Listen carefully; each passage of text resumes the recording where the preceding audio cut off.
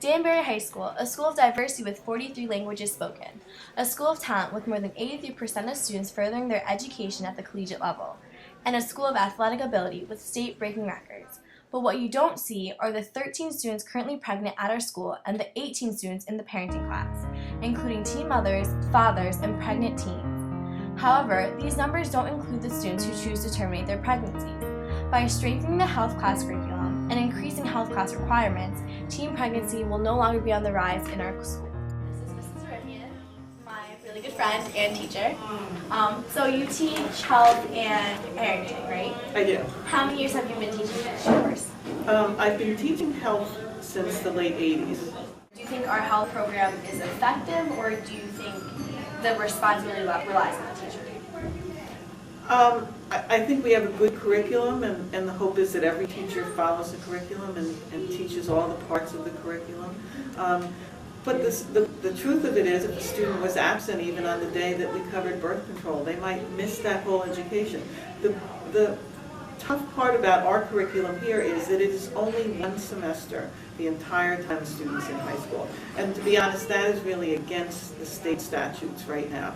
We're supposed to have health every year for 4 years, and we are really out of compliance right now. We are supposed to have that every year for the 4 years in high school, and it just doesn't happen.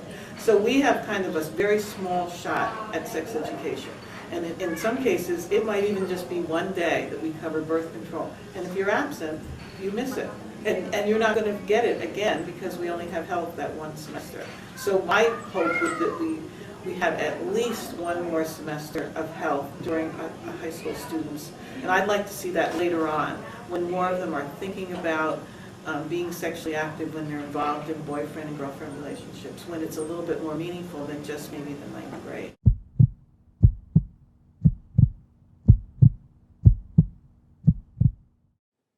Panacrom had a baby in high school. She was all by herself. She had nobody to turn to, nowhere to go. So she ended up doing one of the worst things possible. She killed her baby. Panacrom was only 17 years old and attended Danbury High School just 3 years ago. She's now serving 18 years in jail.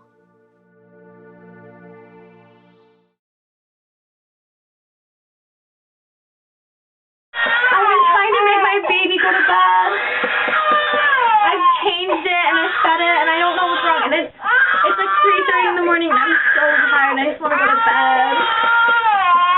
Being a teenager, as hard as it is, we have so many responsibilities like school, our academics, getting into college, and our social life and stuff like that. And I think when getting pregnant as like a teenager, with all the responsibilities as a teenager and as a parent, like burping a baby, feeding a baby, cuddling with it, and loving it, it would be too overwhelming. When you're pregnant and you have a baby, it's your responsibility. Literally, their life is in your hands. You have to take care of it. And I think that if teenagers understood how hard it was, and they learned about the precautions they could take in order to prevent it, they would do so. How many girls are pregnant in our school? Okay. Parenting is kind of, sometimes I feel like it's when I don't do a good job in health, I get my students in parenting. And that's not necessarily true, certainly. But parenting students are ones that are pregnant or who are parents now. They can take the class for as long as they are in high school and they are parenting. And it has, the numbers in that class have really dramatically gone up in the last 3 years. The first year, I think I only had 5 in the entire year in the class. And this year, already in the class, I have 13. And students can join any time in the year. So if they got pregnant on the next to the last day of school, they could still join the class. So I have students joining all the time. And actually in September and October, it seemed like I had a new student every week join the class. Now, a clip from MTV's 16 and Pregnant. Because in a way, whenever I found out I was pregnant, you have to give up so much. You have to deal with everything, and you can't be weak or it will kill you. You can't be weak at all. Every part of strength in your body has to come out. And it's easier when you're doing it with someone. And I had to be strong by myself, and I didn't have anybody to talk to. because I couldn't talk to my best friends because they had no idea what I was going through. Nobody did.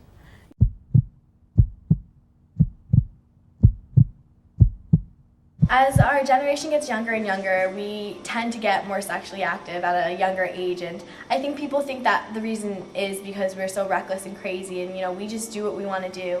But I think people really need to reevaluate if it's the fact that we're reckless and crazy or if it's the fact that we just don't understand, are we reckless or are we oblivious? I think it's really that we're oblivious. I think that if we had a stronger sex education program, then it would allow kids to understand the choices that they're making, and it would inform them and tell them like when they should be doing things, and it would really just allow them to see the whole scheme of things instead of just making decisions off of things that they just don't understand.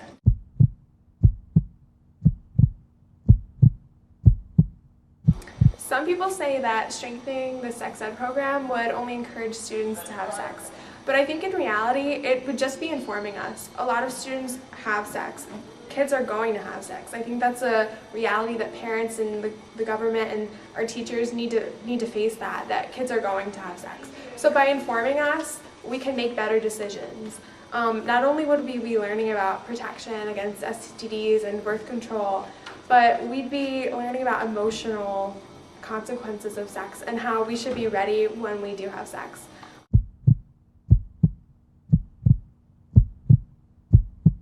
Also, the fact that health would be teaching us about goals, and I think a lot of kids have sex at such young ages because they're not sure what they want to do in life. They don't know where they're going and what they want to be. But I think by teaching us about making our goals and sticking to them, students would realize a lot more the consequences that sex could have on those goals and on their futures. By getting pregnant in high school, a girl would most likely not be able to go to college. She wouldn't be able to even finish high school maybe. Fathers would have to end up supporting their children through their entire lives. And the fact that we'd be all learning about this in health would just encourage students to take it seriously about sex.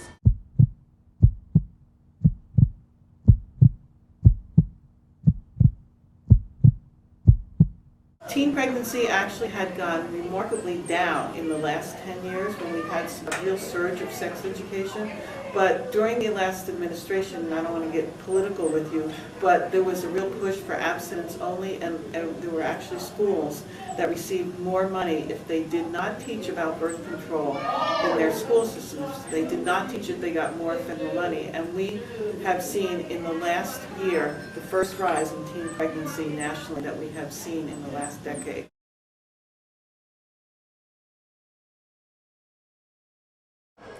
From a guy's perspective, we're not the ones getting pregnant, but there are still many consequences, like STDs, obviously.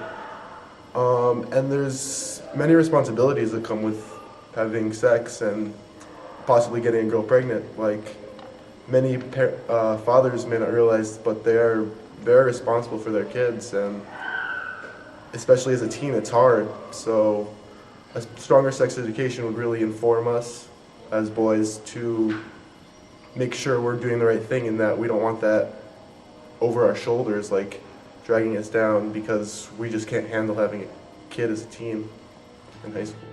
In the past 10 years, the teen pregnancy rate has gone significantly up. This statistic is not only true for our nation, but our high school as well.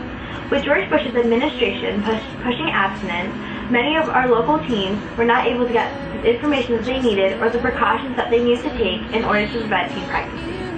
Schools that promoted abstinence were given more funding for their sex ed programs, but the students in these classes did not learn about the proper precautions that they could take to prevent teen pregnancy. The most logical way to decrease the teen pregnancy rate would be to strengthen sex ed programs across the nation, and especially in our school. As students, we can voice our opinion by getting our peers involved, talking to local administration, and even attending Board of Education meetings. The most beneficial option would be to have a 2-semester health class while providing a 4-week sex education program. By doing so, this will hopefully decrease the teen pregnancy rate in Danbury High School.